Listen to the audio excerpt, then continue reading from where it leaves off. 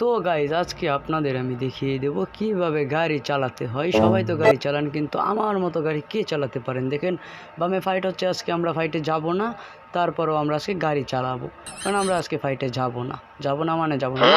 ফাইটে না গেলে আমার পেটের ভাত হজম হবে না, তাই চলে যাচ্ছি আমরা ফাইটে।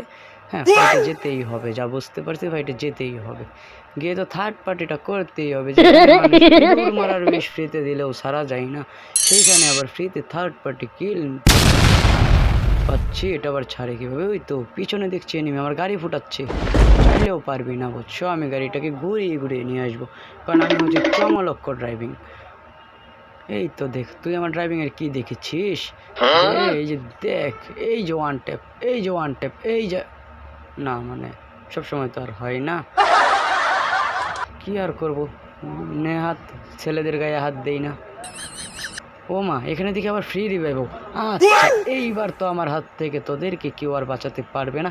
এইবার নেমেই আমি ওই পিছনের এনিমিটাকে মারবো, যেটাকে থার্ড পার্টি বলে ঘোষণা করা হয়েছে 1961 সালে, যেটা থার্ড পার্টি মুক্তি পেয়েছে, সেইটাকেই আগে মারবো।